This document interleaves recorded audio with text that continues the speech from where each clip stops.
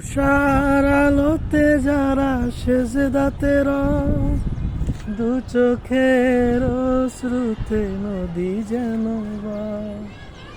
তুষার আলোতে যারা সেজদাতে দু চোখের শ্রুতে নদী যেন ছলনার হাতছানি যতই আসুক, ছলনার হাতছানি যতই আসুক, পিছনে ফিরেও সে তাকায় না।